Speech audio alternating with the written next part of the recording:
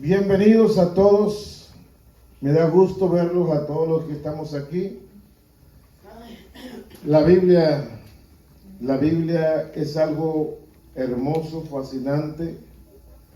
La Biblia dice, porque muchos se preguntan, ¿cómo encontraré la vida eterna? Pues déjame decirte, hermano, que en este libro encuentras tú la guía para llegar al cielo. En este libro encuentras la receta para tu enfermedad, la receta para tu alegría, la receta para el que sufre, la receta para el que está angustiado, la luz para el que anda en tinieblas, el camino para el que está perdido. Déjame decirte una cosa, esta es la palabra de Dios y es lo que estudiaremos esta mañana. Vamos a ir al libro de los Hechos. Estamos estudiando el libro de los Hechos cada domingo, y si usted está estudiando con nosotros, le aseguro que usted será edificado.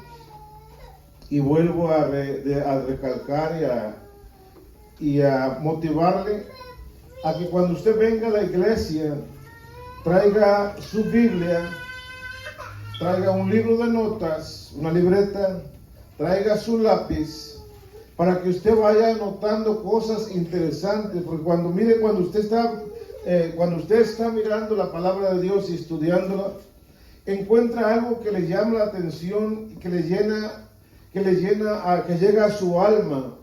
Entonces hay algo que le ministra. Entonces cuando usted encuentre algo, o cuando a través de la predicación usted escuche algo que le gustó, anótelo, tome nota.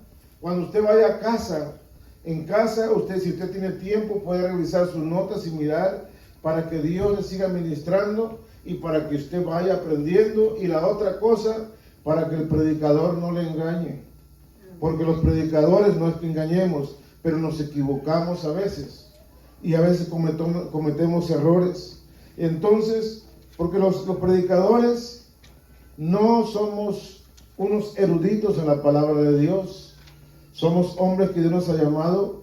Algunos son personas intelectuales, algunas son personas que han ido a la universidad, pero algunas personas solo somos personas que tenemos el corazón. Dios nos ha llamado para predicar su palabra, y lo que hablamos es solamente lo que Dios nos da a través de su Espíritu Santo, el conocimiento que Dios nos ha dado, y conocemos las Escrituras un poco. Entonces es lo que transmitimos al pueblo, lo que Dios nos ha dado.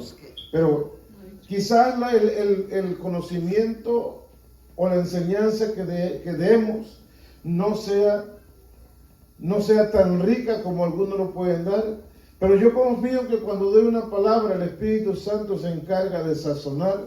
El Espíritu se encarga de hacer que usted reciba esa palabra y que la reciba bien y que la pueda almacenar en su corazón, atesorar en su corazón, para que el día que usted necesite esa palabra el Espíritu Santo se la recordará. Amén. Gloria a Dios. Estamos en el capítulo 9 del libro de los Hechos. Ya hemos estudiado desde el principio hasta el día de hoy, pues llevamos varias semanas.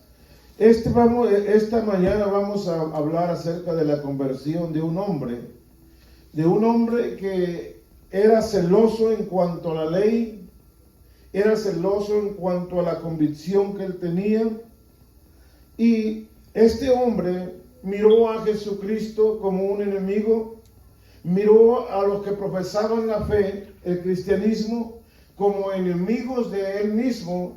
Pero note usted una cosa, estamos hablando de Saulo de Tarso.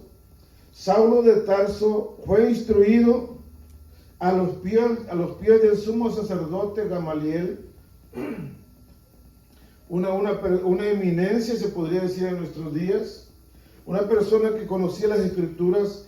Él fue instruido en todos los aspectos de la ley y era celoso de la ley, guardaba la ley. Entonces cuando viene Jesucristo, una de las cosas más grandes, él no miró a Jesucristo como una persona que venía a cumplir la ley, sino que muchas veces ellos miraron como que Jesucristo venía a quebrantar la ley por las cosas que Él hacía o por las cosas que Él decía. Lo que hemos estudiado la palabra de Dios, sabemos que que Jesucristo no quebrantó la ley en ningún aspecto, en ningún momento, pero para ellos quebrantaban la ley. Entonces miraban a los seguidores de Jesús como enemigos, por eso que hubo una persecución. Cuando Jesucristo murió, se desató una persecución sobre la iglesia. Y Saulo fue una de las personas que estaban, o de los cabecillas, que estaban liderando aquellas persecuciones. Entraban de casa en casa, agarrando a las personas que profesaban el cristianismo, los llevaban a la cárcel, algunos los mataban, otros los llevaban a la cárcel, los encerraban, porque para ellos era la escoria de aquel entonces, era la suciedad que nadie quería, porque estaban corrompiendo la creencia del judaísmo. Y entonces para ellos era algo aberrante el que fueran cristianos por este hecho. Para ellos el judaísmo, nada más hay un solo Dios. Un solo Dios. Ellos no aceptaban al Hijo ni al Espíritu Santo. O sea, no creían en que Jesús era el Hijo de Dios. Pues esa fue una de las causas porque los mataron, y porque se decía ser el Hijo de Dios. Porque para ellos solamente hay un Dios verdadero. Para nosotros también existe lo mismo, hay un Dios verdadero. Pero que ese Dios verdadero envió a su Hijo unigénito a la tierra para salvar nuestros pecados, para morir en la cruz del Calvario y darnos libertad y redimirnos de la maldición de la ley o del pecado que había sobre nosotros. Jesucristo vino y nos salvó, pero ellos no aceptaron a Jesús. Y hasta el día de hoy, el pueblo judío no acepta al Señor como su Mesías. Ellos todavía están esperando el Mesías que vendrá algún día. Y va a venir el Mesías, pero será el mismo Mesías que ellos crucificaron.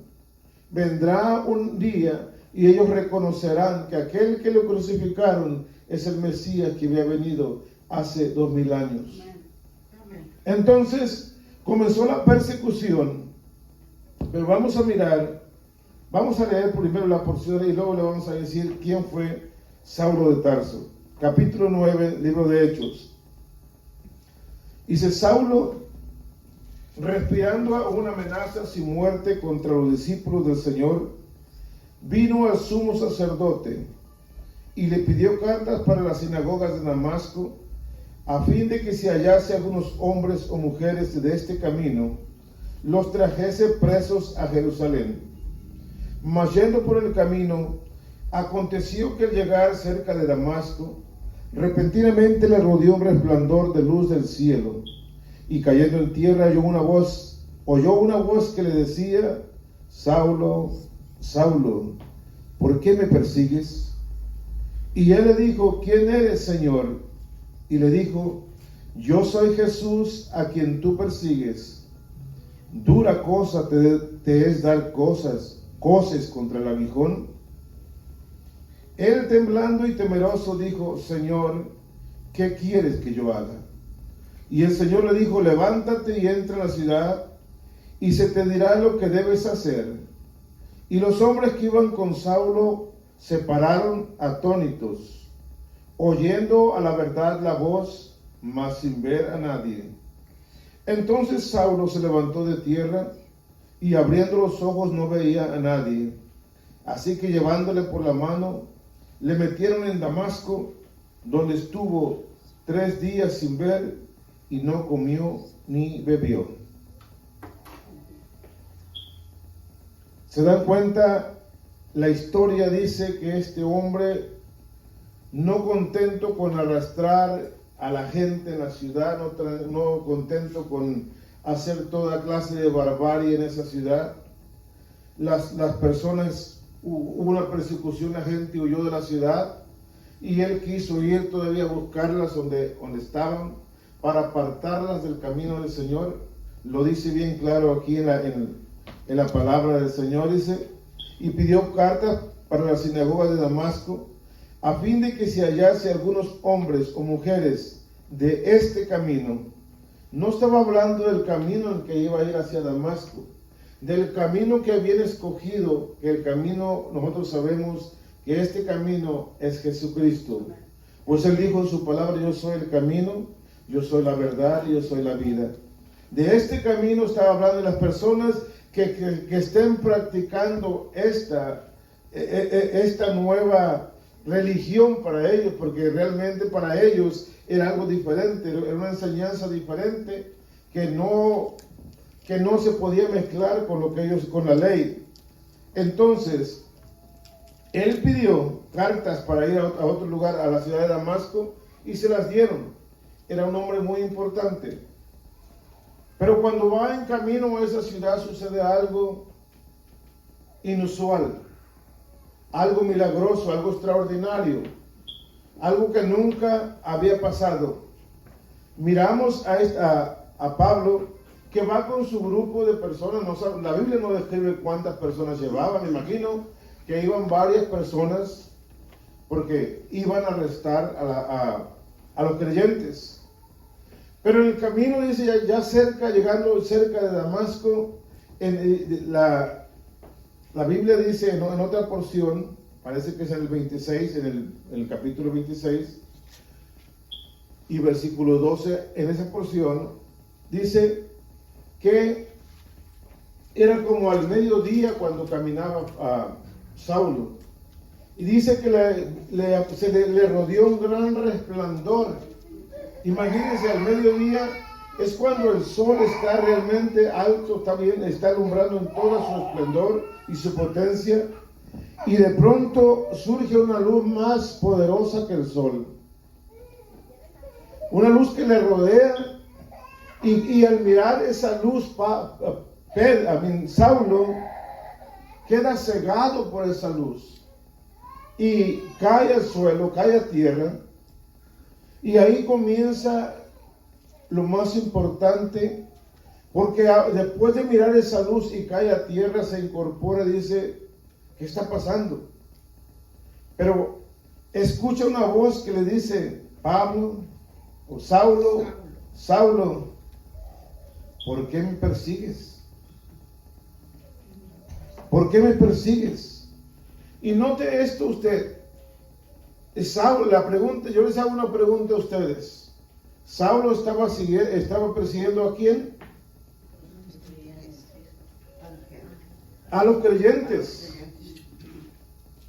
Saulo no estaba persiguiendo al Señor Jesús ahí. Estaba persiguiendo a los creyentes. Pero entonces, ¿por qué Jesús dice, ¿por qué me persigues? Porque los creyentes somos el cuerpo de Cristo. Amén. Los creyentes, la Biblia dice, hay una porción de la palabra que dice, el que toca a uno de mis ungidos es como si tocara a la niña de mis ojos. Entonces, cuando Saulo tiene el encuentro con Jesús, le dice, ¿por qué me persigues? Dura cosa te es dar coces contra el aguijón. Cuando esa expresión de dar coces contra el aguijón, allá en la agricultura en nuestro país, se hace una yunta de bueyes y se usa un tipo de lanza, pero en la punta tiene un pico de acero. Y ese es el pico con que la persona guía al buey o a la yunta de bueyes que van arando. Pero algunos bueyes dan patadas contra el aguijón y se hieren ellos mismos. Entonces, esa es la expresión que el Señor Jesús usó para decirle, yo soy Jesús a quien tú persigues. Dura cosa te es dar coces o patadas contra el aguijón. Cuando Saulo se da cuenta que ya no está tratando con aquellos creyentes que van huyendo de él, se da cuenta que está tratando con algo diferente, Pedro se rinde. Saulo se rinde. Y dice, Señor, ¿qué quieres que yo haga? Él temblando y temeroso dice, Señor, ¿qué quieres que yo haga? Y el Señor le dijo, levántate, ve a la ciudad y ahí se te dirá lo que tienes que hacer. Miramos que cualquier persona que logra tener una experiencia con Dios, no importa cuán imponente sea la persona, no importa la educación que tenga, no importa la clase de persona que sea, ante Dios la Biblia dice que toda lengua confesará que Jesús es Dios. Todas rodillas se doblarán ante la presencia de Dios. No hay humano en la tierra que pueda resistirse y quedarse parado ante la presencia de Dios, porque cuando la presencia de Dios toca la tierra tiembla. Lo miramos en el monte de Sinaí, cuando Moisés iba al monte Sinaí y que Dios hablaba en el monte Sinaí. Cuando la presencia de Dios descendía, dice que había nubes y truenos y aquella montaña se estremecía ante la presencia de Dios.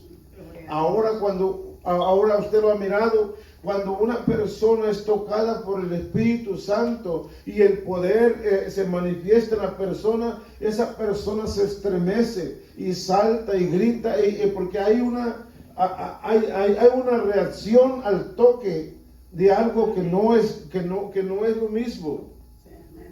¿Por qué? Porque el Espíritu Santo es poder. Cuando usted recibe el Espíritu Santo, ese poder que recibe le va a hacer que usted se tambalee, que usted caiga a tierra, pero al mismo tiempo cuando usted se levante le va a dar poder. Esta persona cuando recibió eso, dice que no podía ver. No podía ver, entonces dice lo que lo mandó que fuera a la ciudad. Y en la ciudad, yo me imagino cuando lo llevaron a la ciudad estaba desesperado y quizás se fue desesperado. ¿Qué fue eso? Porque no podía ver. Quizás estaba pensando, se puso a pensar qué es lo que he hecho contra este Jesús que me habló. Porque realmente nosotros no sabemos si realmente miró él a Jesús. Porque no sabemos realmente la escena que pasó, porque no lo cuenta. Pero lo que podemos mirar es que sí escuchó cuando el Señor Jesús le habló y le dijo, ¿por qué me persigues? Había una persecución que se desató sobre la iglesia, sobre el pueblo de Dios. Pero ahí me gusta porque dice el Señor Jesús, ¿por qué me persigues? Quiere decir que Jesús está con su iglesia. Amén. La iglesia no está caminando sola. La iglesia está empoderada, está apoyada, está respaldada por el poder supremo de Dios. Entonces, cuando alguien se mete con la iglesia, no solamente se mete con la iglesia o con el creyente, sino que está peleando con Dios mismo cuando te pones a hacer eso. Por eso debemos pensar nunca meternos con un siervo de Dios. Escuchaba a un brujo. Este brujo daba su testimonio de cómo él fue rescatado de las garras de la brujería y todo lo que hacía.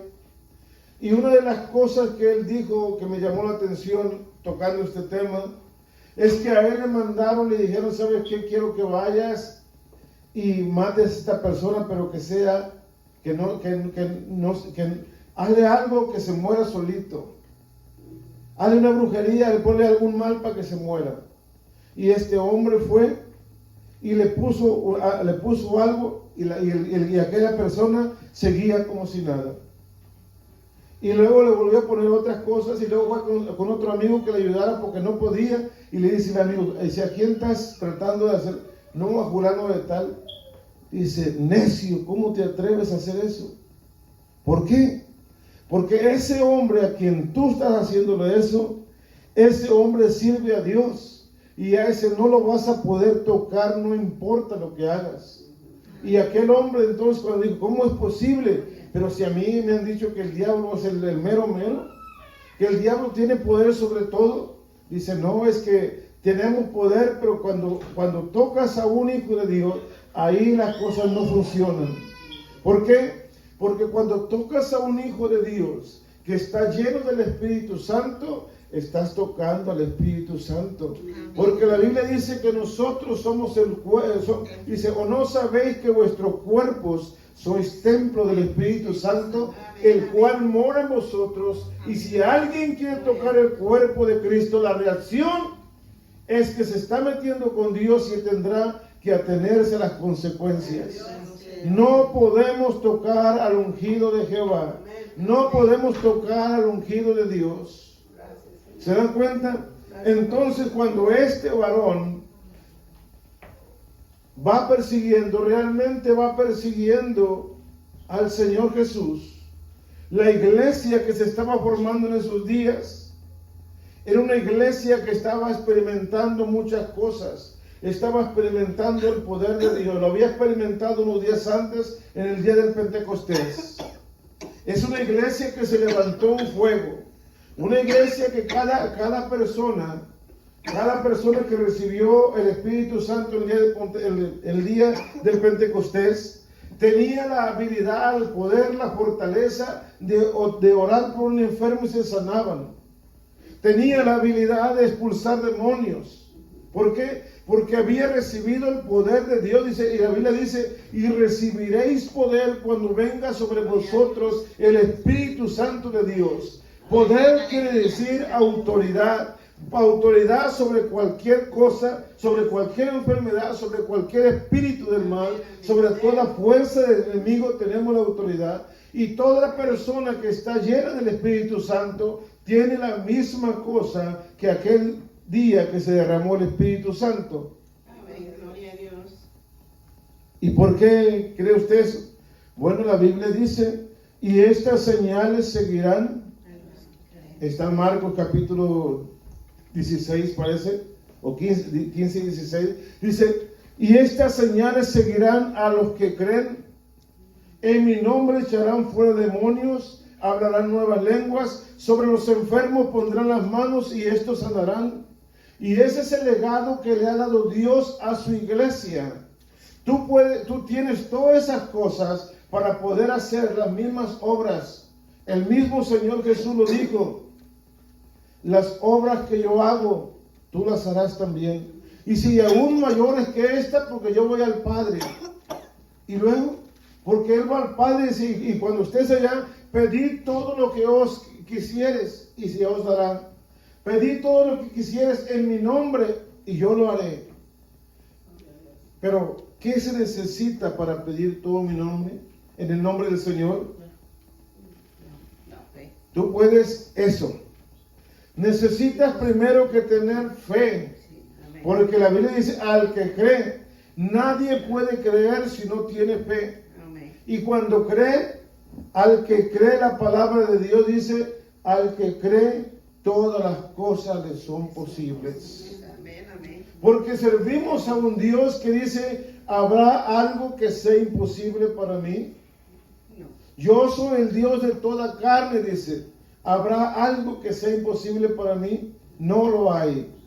Entonces miramos que estas personas estaban sirviendo a ese Dios.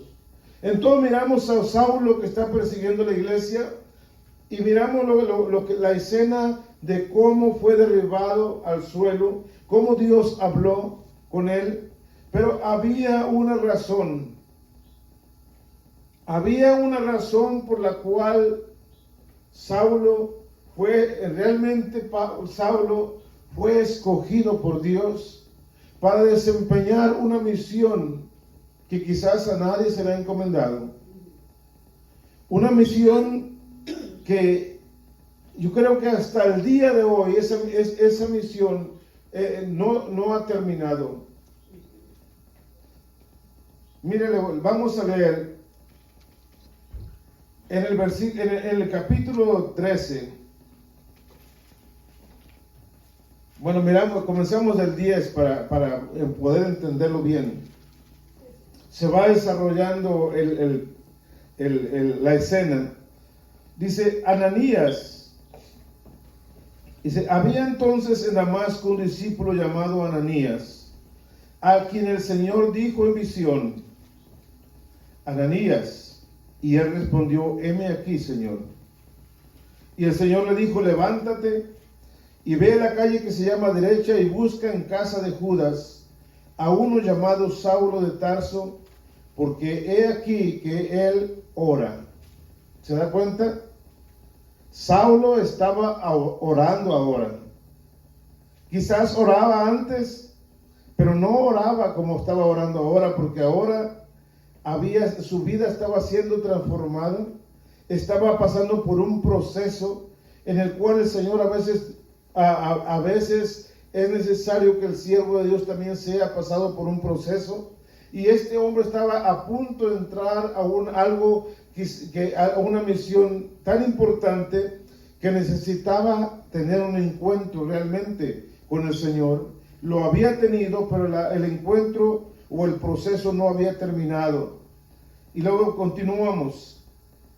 Dice, porque he aquí él ora, el 12, y ha visto en visión a un varón llamado Ananías, que entra y le pone las manos encima para que recobre la vista. Entonces Ananías respondió, Señor, he oído de muchos acerca de este hombre, cuántos males ha hecho a tus santos en Jerusalén, y aún aquí tiene autoridad los principados sacerdotes para prender a todos los que invocan tu nombre. El Señor le dijo, ve, porque instrumento escogido me es este, para llevar mi nombre en presencia de los gentiles y de reyes y de los hijos de Israel, porque yo le mostraré cuánto le es necesario padecer por mi nombre. ¿Se da cuenta? Había un propósito por lo cual eligió a este hombre. Y déjame decirle, este hombre no era cualquier persona.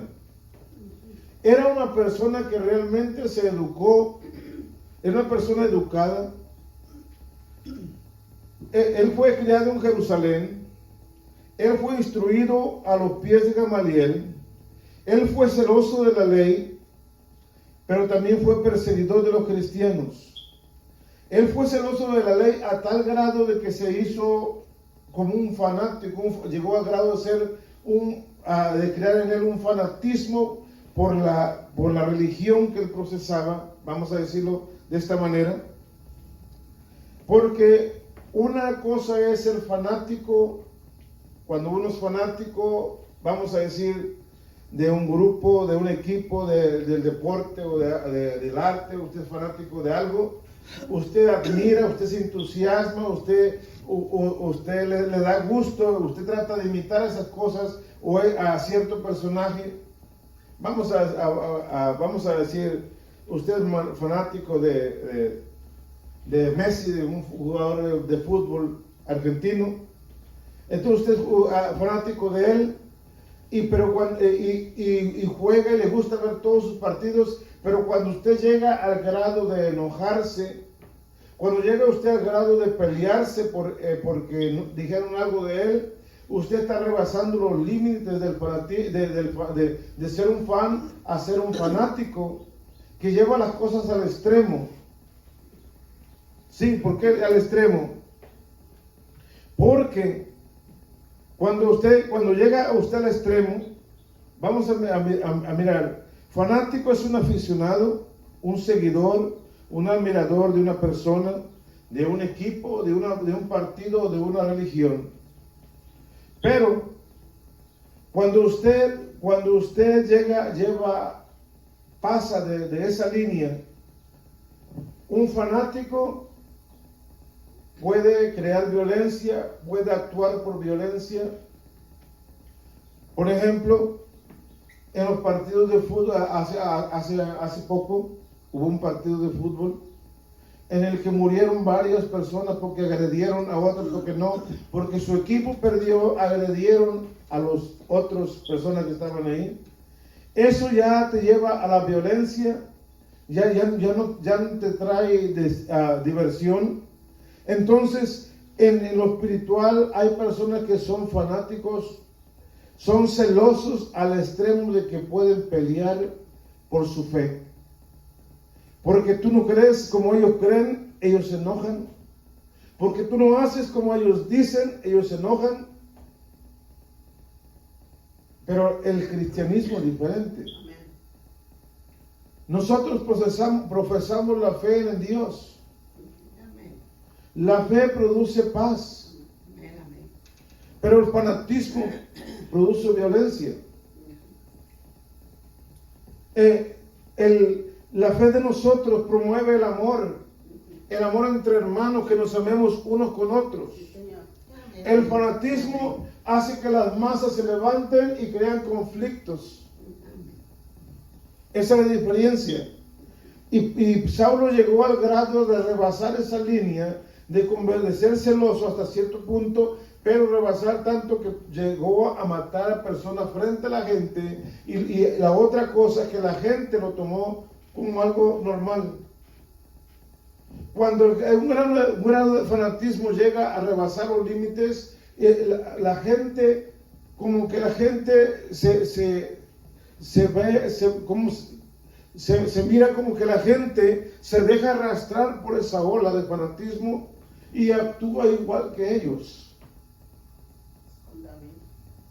Contagia, influencia la vida de otros y te lleva a cometer cosas que después te arrepientes.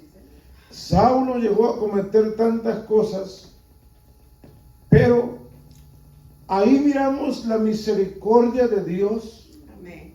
Cómo la misericordia de Dios se manifiesta, porque podemos mirar la degradación de un hombre, aunque este hombre era un hombre religioso, sabía las cosas de Dios, era celoso de las cosas de Dios, pero llevó al extremo todas las cosas, haciendo cosas que realmente estaban fuera de la ley y ante los ojos de Dios es pecado. Pero miramos la misericordia de Dios, como a pesar de que este hombre, podemos decir, llegó a lo más bajo, la misericordia de Dios lo alcanzó y Dios lo usó como un instrumento para llevar aquello que él detestaba y odiaba. Ahora era lo que él estaba dispuesto a dar su vida, como a los que él mismo había asesinado. Se hace realidad el texto que dice que cuando abunda el pecado, sobreabunda la gracia de Dios. Entonces ahí miramos que el poder de Dios es tan grande que no importa el pecado que tú cometas, Dios te puede perdonar. Dios tiene misericordia de ti. Hay muchas personas en el mundo, allá afuera, que están en sus hogares, que están allá en sus hogares y se han ido y no se han parado en la iglesia. No se acercan a un lugar para adorar a Dios. No quieren levantar su vista y doblar sus rodillas para hablar con Dios, porque dicen, si usted supiera los pecados que yo he cometido, si usted supiera que ni yo mismo me perdono, tienes razón. Tú mismo no te puedes perdonar los pecados. No te acepta lo que tú has hecho. Pero déjame decirte una cosa. El Dios que predicamos, ese Jesús a quien Saulo estaba persiguiendo, ese sí puede perdonar tus pecados. No importa la magnitud del pecado, no importa qué tan bajo hayas caído. La Biblia dice que si confesamos nuestros pecados, Él es fiel y justo para perdonarnos y limpiarnos de toda maldad. Por eso a su nombre le damos la gloria. Porque eso, entonces miramos a Pablo que pasa ese proceso, y luego, porque había un plan en la vida de él, el Señor dice el 15, el Señor le dijo, ve, porque instrumento escogido me es para llevar mi nombre en presencia de los gentiles y de reyes y de los hijos de Israel. Realmente, cuando usted mira y conoce la vida de Pablo, sí se presentó delante de varias personalidades grandes, vamos a decir de reyes, pero aquí la Biblia dice Dice, instrumento escogido me es este, para llevar mi nombre en presencia de los gentiles y de reyes y de los hijos de Israel. Si realmente llevó el mensaje a los hijos de Israel, llevó al mensaje a los reyes, llevó el mensaje a los gentiles. Pero como dije al principio, la misión de él aún no ha terminado, porque aunque él se fue, aunque él ya no está con nosotros, sus escritos están aquí como evidencia de lo que él vivió, y esas cartas que están aquí todavía siguen siendo vivas cuando alguien las lee, cuando alguien acepta la palabra de Dios. Esas cartas todavía siguen haciendo efecto en los gentiles, en el pueblo de Israel, en los reyes, en los altos funcionarios de la ley. Todavía siguen funcionando. ¿Por qué? Porque la palabra dice, las palabras que yo hablo, la palabra de Dios dice, las palabras que yo hablo son espíritu y son vida. Dice, y ellas dan testimonio de mí. ¿De quién están dando testimonio? Del Jesús que perseguía a Saulo. Amén, amén. Todavía esa guerra no se ha terminado. Todavía hay persecución en el mundo actual. Aquí con nosotros no lo hay, pero allá afuera sí. En otros países hay persecución. Hay países que usted no puede pronunciar el nombre de Jesús, porque lleva usted una sentencia. Usted mismo se pone la soga al cuello cuando usted habla de Jesús, porque hablar de Jesús es una blasfemia para lo que ellos creen. Y usted no puede predicar libremente, no puede adorar al Señor libremente en un lugar de eso. ¿Por qué? Porque lo van a borrar del mapa, lo van a matar. Hay persecución todavía. Nosotros aquí en América o en Estados Unidos podemos decir gracias porque podemos reunirnos en cualquier lugar de la calle todavía a pregonar el nombre de Dios, a predicarlo sin que nadie te moleste. Es más, si alguien te molesta, la policía viene y los detiene y usted sigue predicando. Pero muchos de nosotros no sabemos apreciar el regalo tan grande que tenemos nosotros de poder reunirnos en la comunidad de la iglesia. Pero ahora déjenme mirar la persecución. La persecución tiene ventajas y desventajas. La ventaja que tienes es que tienes que huir por tu vida porque si no te van a matar. Pero la ventaja que tiene es que la ventaja o el privilegio que tienes es que tienes tú el privilegio de ser perseguido por causa de aquel que te dio la vida. Tienes el privilegio de dar tu vida por el Señor. Porque aquí muchos decimos, yo soy cristiano, pero no ha sido probado como eso. No hemos pasado por fuego, hemos pasado por pequeños conflictos, por enfermedades, por aflicciones, pero son leves comparados con lo que nuestros hermanos estaban pasando. Entonces, cuando pasa la iglesia por cosas como estas, uno tiene que estar firme en su convicción. Una persona, un creyente, para poder pasar la prueba tiene que entender una cosa, que el poder y la fortaleza no dependen de su inteligencia ni de su conocimiento, es más, ni de sus experiencias, aunque haya vivido mucho. Nuestra fuente de fe, nuestra fuente de fortaleza viene de lo alto, del Señor. Él es nuestra fortaleza. El Señor Dios Todopoderoso nos da su fortaleza a través de su Espíritu Santo, que nos da la fuerza y nos impulsa a hacer lo que tenemos que hacer. El Espíritu Santo fue el que trató con este varón, Saulo. El Espíritu Santo sigue tratando con nosotros, mostrándonos su palabra y al mismo tiempo trayendo convicción a nuestro corazón de esa palabra. Hermanos, pero Saulo no paró ahí lo que estaba haciendo. En la Biblia dice que después de esto, miren, le voy a mostrar algo que pasó cuando el cambio que produjo en una persona el poder de Dios.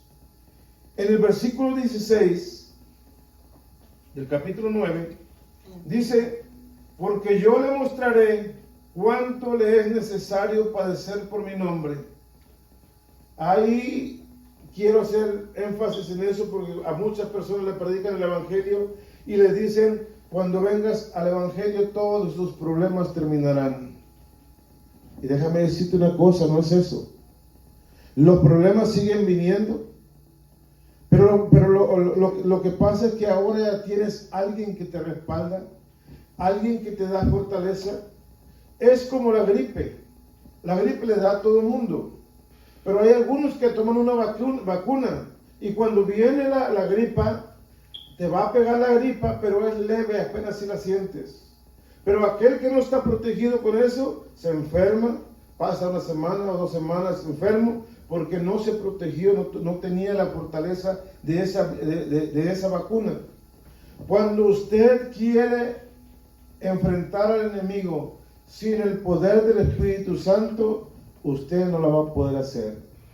Por eso dice su palabra, que no es con espada, no es con ejército, sino con su Santo Espíritu.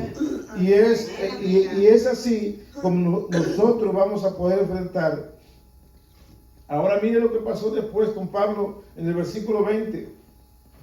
Enseguida predicaba a Cristo en las sinagogas, diciendo que este era el Hijo de Dios. Aquel a que él estaba persiguiendo y se estaba burlando y hacía escarnio de esa gente, ahora él mismo está predicando el Evangelio. Él está predicando Jesús. El 21. Y todos los que le oían estaban atónitos y decían: ¿no es este el que asolaba Jerusalén a los que invocaban este nombre? Y a eso vino acá para llevarlos presos ante los principales sacerdotes. Luego surgió la crítica, digo: ¿este es aquel? ¿No será un espía? ¿No se está infiltrando para acabar con nosotros? La gente no le creía. Pero el 22, mire lo que hacía Saulo. Pero Saulo mucho más se esforzaba y confundía a los judíos que moraban en Damasco, demostrando que Jesús era el Cristo. Aleluya. ¿Se da cuenta? Amén. El cambio radical que produce el poder de Dios en la vida de un hombre común, después de ser un hombre violento, de ser un asesino, un perseguidor, viene a ser una persona que ahora asume el papel de víctima, porque él estaba de lo que él estaba haciendo. Él asume el papel de perseguidor a perseguido, de ser león, cazador, a ser la víctima, la presa. Ahora es diferente. Y ahora se esfuerza en predicar el Evangelio. Y mire lo que dice el 29. Y vamos a mirar el 26 para que lo entendamos bien. Cuando llegó a Jerusalén trataba de juntarse con los discípulos, o sea, los cristianos. Pero todos le tenían miedo, no creyendo que fuese discípulo. Y pues, ¿quién no va a tener? Sabíamos que mataba, era una persona infiltrada para poder agarrar más personas, ¿verdad? Pero no.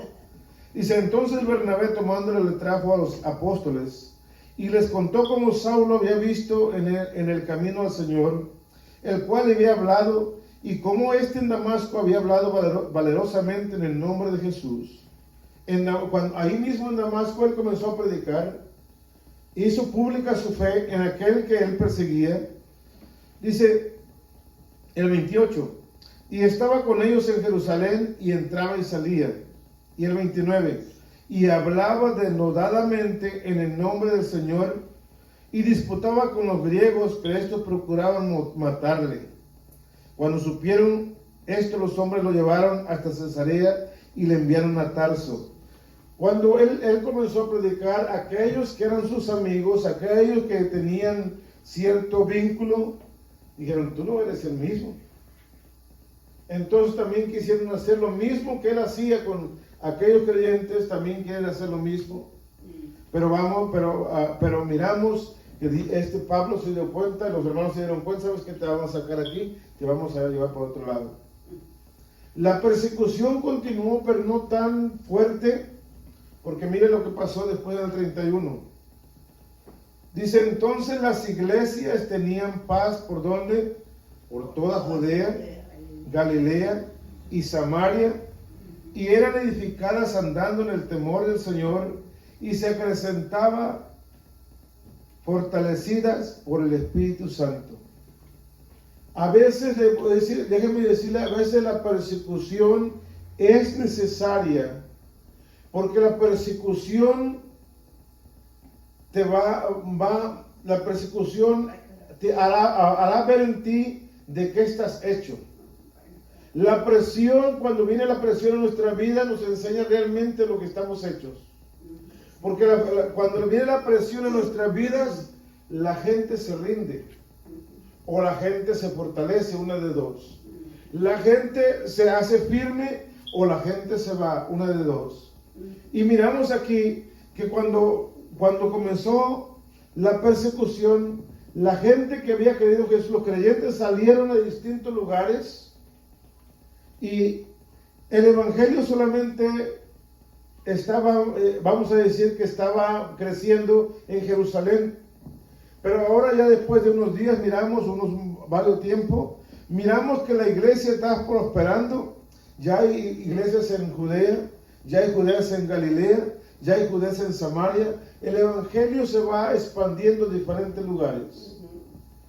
Hermanos, pero este evangelio, la Biblia dice que cuando el Señor Jesús se fue, dice, y me seréis testigos en Judea, en Jerusalén, en Judea, en Samaria, y luego dice, y hasta lo último de la tierra. Pablo ya no está aquí. Los apóstoles ya no están aquí. Entonces, ¿a quién le pertenece esa tarea de llevar el evangelio y de ser testigos de Dios? Cuando dice, y me seréis testigos hasta lo último de la tierra. ¿A quién cree usted que le está hablando Dios ahora?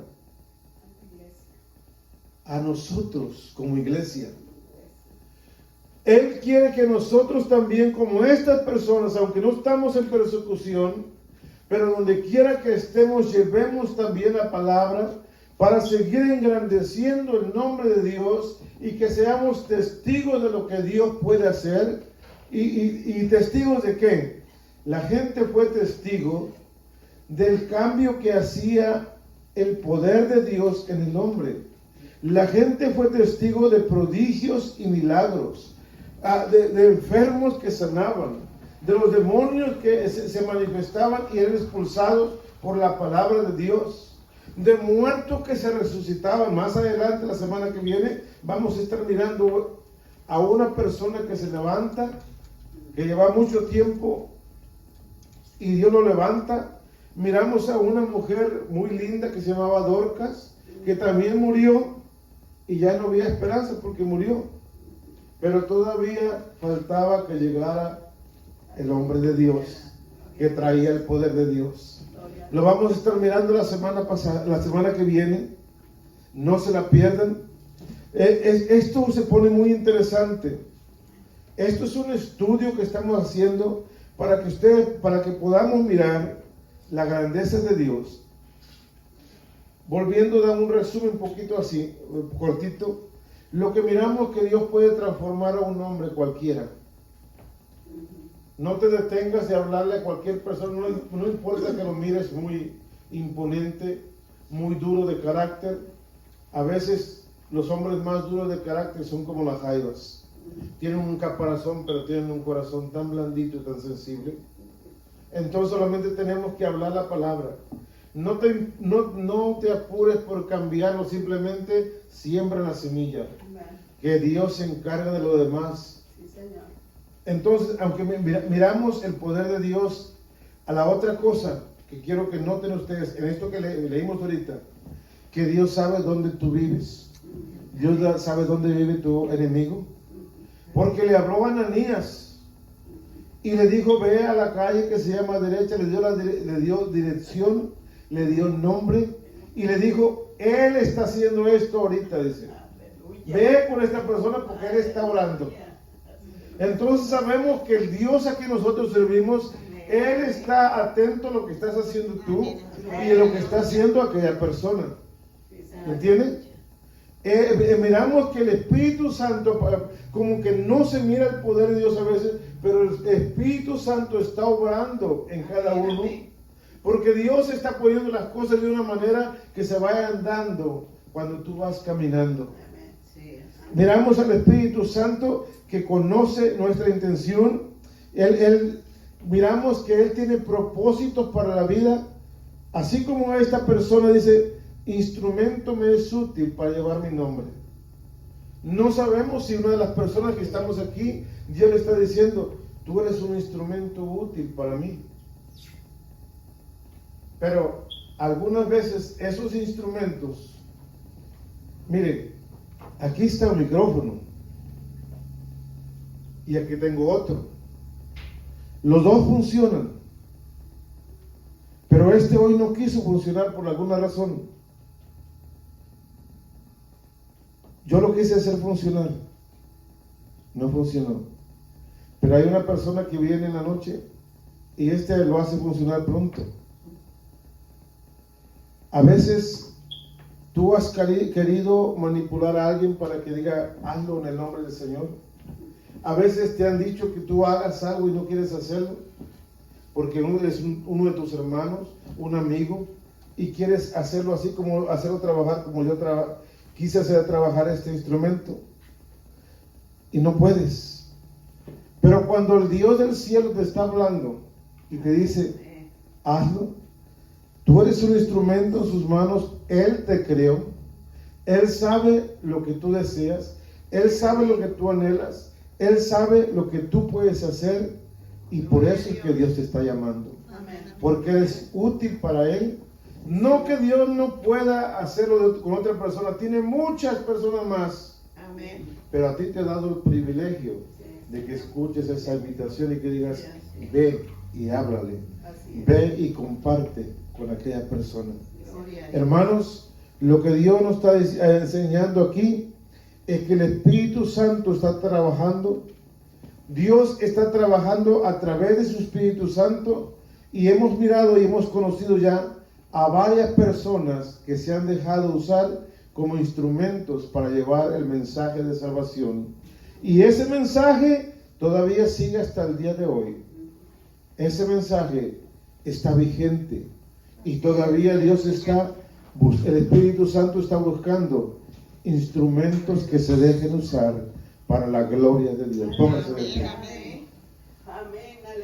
Padre, te damos gracias en esta hora. Hemos dado conclusión a esta enseñanza.